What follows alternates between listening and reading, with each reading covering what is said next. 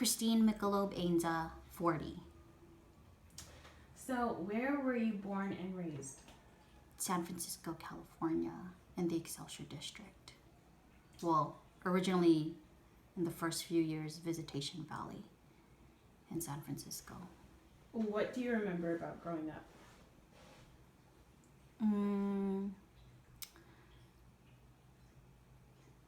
I guess my earliest memories are, you know what? I lied.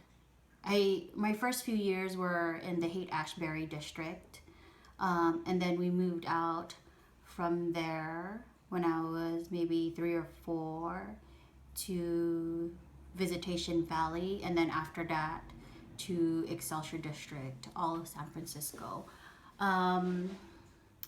Growing up, I just remember there being a lot of family around. When we were living in the Haight-Ashbury district, there were a lot of people in the apartment, more so than there had to be. And when they brought me home from the hospital, they weren't supposed to have any more people in the house. I think that my mom's family had just recently immigrated. No, that's not true either, not recently. But they were trying to save up money so that they could move into a bigger place. So when they brought me home, they didn't really have, they had to hide me. And so my earliest memories were just an apartment packed full of people and having to be put in the closet when the landlord would come around. And then after that, most of my memories are of the house in the Excelsior District, where I started kindergarten and I did parochial school. So, in terms of the Bay Area and specifically where you lived within the Bay Area, what are some of the significant changes that you've experienced just in terms of the culture and the overall view of the Bay Area, like housing and pricing and what kind of people live there? I spent most of my formative years in the Excelsior District. We lived in Southern Hills, and at that time, our neighborhood was primarily white. In terms of people of color on the block, it was our family and a black family, African American family across the street. But in terms of color, that was about it. The neighborhood was primarily middle age to older white folks. Not a lot of families around anymore, and so I didn't play with a lot of the neighborhood kids, but I did play with that, with the kid across the street, the other person of color on the block. And then over time it changed. I'd say in my maybe middle school and teen and high school years, we started to get more of a mix in the neighborhood as many of those families, older families, moved out. But it wasn't, I didn't know any of the newer families that moved into the neighborhood. I don't know, it wasn't a get to know your neighbor kind of neighborhood, unfortunately. So, in any of the places that you lived, did you ever feel a sense of community more than you did as a child?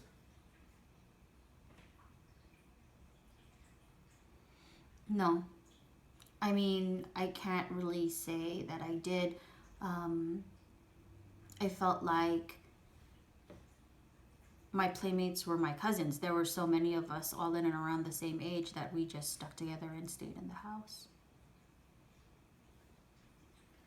So, moving forward, do you think that gentrification has affected your life in any way living in the Bay Area? Yeah.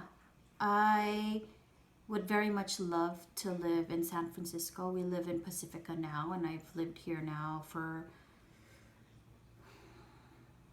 maybe now the majority of my adult life.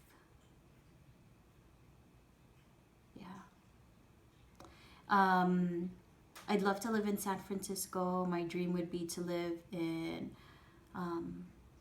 one of the Victorians in Mission Dolores, like in the Mission, or Bernal Heights, even, um, or anywhere in the city where there was walkable places of business nearby.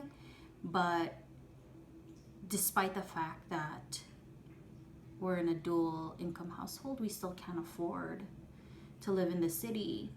So I think that gentrification, the big boom, like even so, just as an idea, like the houses in the Excelsior district that back in the day were somewhat affordable. I think that maybe the Excelsior and maybe Visitation Valley are some of the most affordable places left in San Francisco. But that being said, you're talking about houses that are maybe, if you're lucky, 1,200 square feet and $750,000.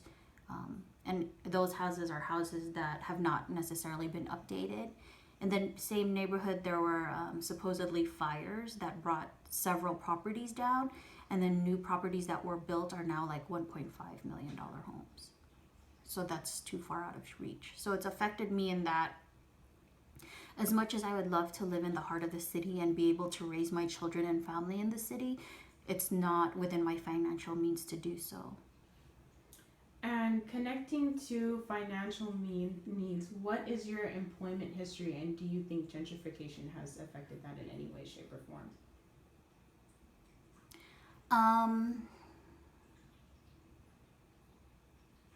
I think that in terms of my salary over the years, my education has helped in that it hasn't affected me. I feel like being in the healthcare industry, it has not pushed me out in any way. I do think that gentrification, interestingly enough, has maybe helped to inflate my salary. In California, I'm a nurse. The nurses are some of the highest paid, and more specifically, the highest paid in the Bay Area. So for me, it's probably been, in a really weird way, better for my salary, but it's affected me in that my salary is still not enough to make it okay in the city. So I'm driving into work. So it's a double-sided sword, double-edged sword. So, in terms of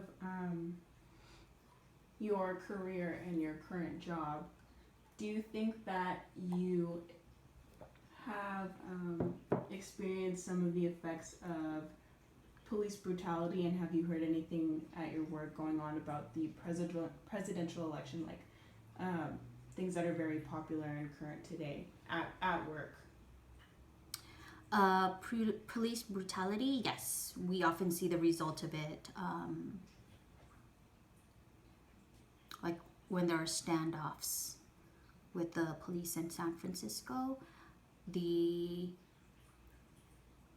people who are accused of whatever often come to us for treatment.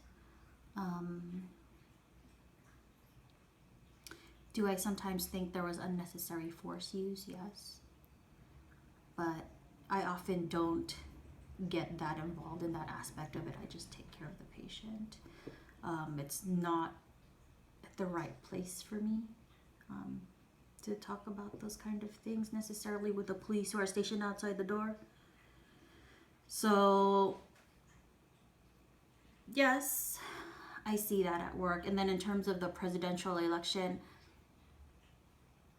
you'd be surprised at the mix of ideas as to who should become president. The majority of the people that I work with at the city and county of San Francisco, at the general, are primarily not supporters of Trump, but you'd be surprised every once in a while one pops up. So I generally try to avoid those discussions because then I might not have some friends. I'd have to lose friends over it. But then again, like that's okay too. They probably weren't the kind of people I'd want in my life anyway.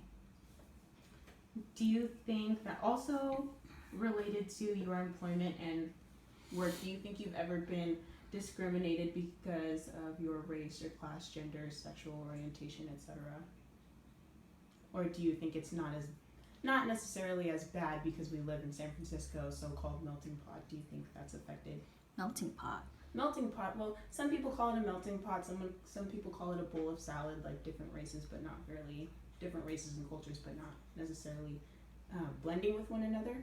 But do you think that it's been easier living somewhere where there's a lot of diversity, or do you think it's hindered you in any way in terms of employment?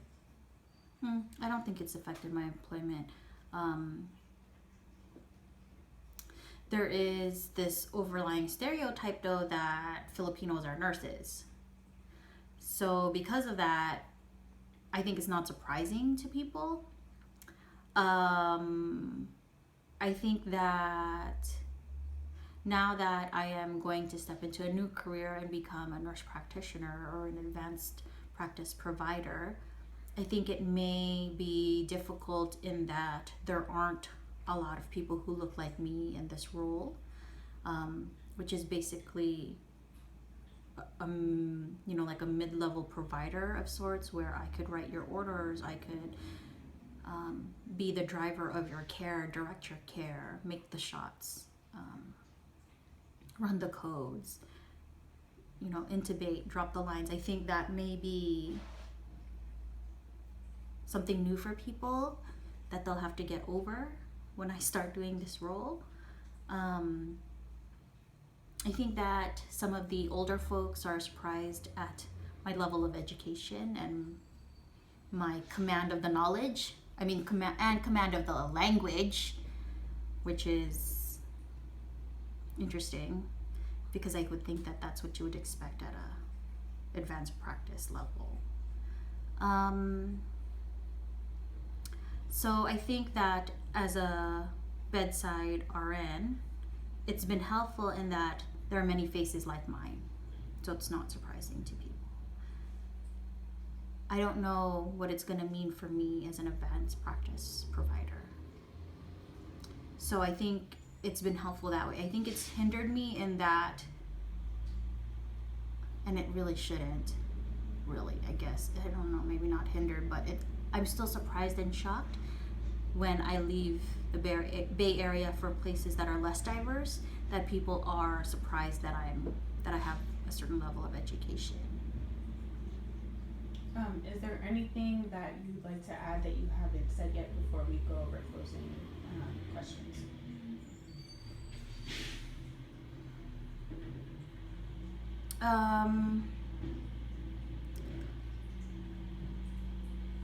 Well, I think that issues of race, gender will be something that we constantly struggle with as a group, but I think as we have more people who are better educated and exposed to more, that hopefully there will be a better level of acceptance and not just tolerance. America, like to think of it as kind of new at this in several ways. I mean, I don't know. It's really weird. Okay, so from within your lifetime, do you think that there are, what would you have done differently? In terms of what? In terms of in your employment choice, would you rather be raised somewhere else, somewhere differently? It would be kind of nice to not be put in a closet when a landlord comes into your home. Oh, that was only for a short while, and it's something that they had to do. I mean, I guess, no, I'm happy about the opportunities that my parents made for me. They immigrated here, I think, in hopes that I would do better than they did, and I hope that I'm able to be that and fulfill that for them. They did make it kind of hard, though, because they're both really well educated and had certain standards, which I now hold for my own children and hope for my own children. So no, I don't have any regrets in that. I do, though, wish that I could maybe afford to live in a better school district so that my children would have better access to better schools, and get to experience really what San Francisco was like for me as a child, because they don't get to. Like, I used to hang out in the Mission. I used to go to Japantown. I used to go to Chinatown, and this is all like with my bus pass. Whereas, living out here in Pacifica in the burbs, my kids don't get to see all of that color and that bright culture. But we try to make an effort, like go to community events at the library, or when we have different cultural events that happen out here or in the city. So we make efforts to expose them to it. I just wish that I had the means to do it in the city so that it was part of like their everyday. Whereas out here in the burbs, we kind of have to make an effort. Anyway, Pacifica is not really that far from the city. It's like 15 minutes. But I do think that it makes a difference in the way a person experiences the city, for sure. Did I answer the question? Yeah. So that pretty much concludes the interview. Thank you for your time and answering the questions.